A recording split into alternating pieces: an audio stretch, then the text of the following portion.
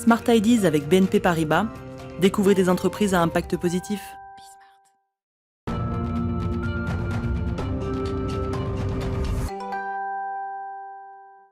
Smart Ideas avec Youssouf Mouloumbou, bonjour. Bonjour. Bienvenue, heureux de vous accueillir. Vous êtes footballeur professionnel, ancien joueur du PSG international congolais. Vous jouez actuellement pour un club écossais. Et si on vous a invité, même si je suis fan de foot, c'est pas pour parler de votre habileté à manier le ballon, c'est parce que vous participez au programme qui a été mis en place par l'Agence française de développement et le comité d'organisation des Jeux Olympiques de Paris 2024.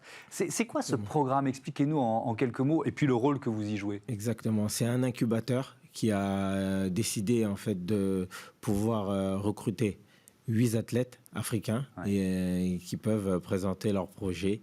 Et j'en fais partie aujourd'hui et je suis vraiment fier d'en faire partie, quoi. Donc c'est 8 athlètes africains qui vont œuvrer pour le développement durable. Ça veut dire quoi? Le sport, c'est un outil de développement durable, vous en êtes convaincu? Ah oui. Pourquoi? Déjà par son environnement. Et on sait surtout que ce qu'il peut procurer, ce qu'il peut donner comme idée. Et pour ma part, j'ai choisi de faire choisi de faire un projet qui va se tourner sur les infrastructures sportives de proximité. Alors, les infrastructures sportives de proximité, votre programme consiste à les développer en République démocratique du Congo. C'est quoi l'ambition du programme? Tiens, déjà, on peut commencer par ça. C'est combien d'infrastructures potentielles? C'est un projet très ambitieux. Je pense qu'on est parti sur 100. D'accord, donc un maillage de tout le territoire. Jusqu'en 2024, avec 48 dans la capitale, Kinshasa. J'ai essayé d'englober et de responsabiliser un peu tout le monde. Et pour ça, je remercie le gouverneur de la ville de Kinshasa qui nous a octroyé quand même 48 places où on pouvait justement commencer à construire ces infrastructures. Et après, j'ai eu l'idée de pouvoir responsabiliser aussi la population en leur demandant justement, parce qu'on avait des problèmes de déchets, de pouvoir nous ramener les déchets qu'on pouvait recycler, et avec ça, on pouvait s'arranger sur une sorte d'abonnement. D'accord, c'est un abonnement contre service en quelque sorte. Exactement, parce qu'on sait très bien qu'aujourd'hui, l'environnement est un sujet qui est très important. Et je pense qu'il faut éduquer par rapport à ça. Et j'ai trouvé un moyen, en fait, de le faire via ces infrastructures et ces constructions. Vous en êtes où du projet? Vous cherchez des financements? On cherche des financements. On a bien commencé avec l'équipementier Decathlon. On est en pourparlers et j'espère en attirer plusieurs. Mais le problème souvent en Afrique, c'est qu'on aime le palpable, on aime ce qui est de visu. Donc je pense que le plus dur sera de construire la démo, que les gens puissent s'y réjouir, y toucher, et puis on verra pour la suite. Alors justement, la démo, ça peut ressembler à quoi cette infrastructure de proximité? On pourra y pratiquer plusieurs sports, j'imagine. Exactement, on ne va pas se focaliser que sur le football. Il y aura le volleyball, le badminton, le basket, le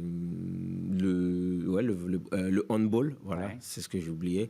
Et je pense que c'est quelque chose qui est inclusif. Parce que tout simplement on se rend compte qu'aujourd'hui en Afrique le sport est dédié aux personnes qui sont plus aisées financièrement. Donc on va essayer de pouvoir démocratiser cette pratique. Donc ça veut dire que ce sera gratuit ou alors contre service? Exactement. Vous ramenez des déchets et vous avez l'abonnement. Exactement. On va essayer vraiment d'être inclusif et de pouvoir aussi travailler sur l'émancipation de la femme. Mais c'est aussi une création d'emplois. Parce qu'il y aura 10 employés par site. Et je pense que c'est en fait englober plusieurs problématiques et de le régler avec le sport. Quand vous parlez de l'égalité homme-femme ou du fait de participer à l'émancipation, ça veut dire quoi? Ça veut dire que la pratique du sport, pour l'instant, elle est majoritairement masculine? Oui, exactement. Pour parler de sport aujourd'hui, de la femme en Afrique, c'est assez compliqué, c'est assez complexe, en rapport aussi avec les mœurs, en rapport aussi avec notre passé. Mais je pense que ça a beaucoup évolué, mais il nous reste encore un grand pas à faire pour pouvoir être comme les pays européens. Ouais, vous espérez ouvrir le premier, le premier site quand? C'est quoi votre objectif? Je croise les doigts pour pouvoir commencer en tout cas la démo en septembre. Et comme je l'ai dit, on est en pourparlers avec Decathlon, l'équipementier. Et j'espère que ça va se finaliser très rapidement.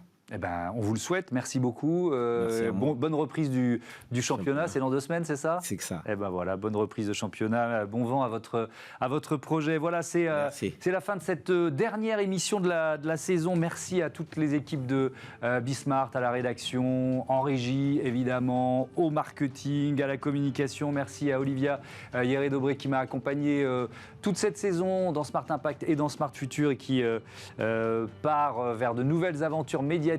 Bon vent à toi, je vous donne rendez-vous le 23 août sur la chaîne des Audacieux. Salut.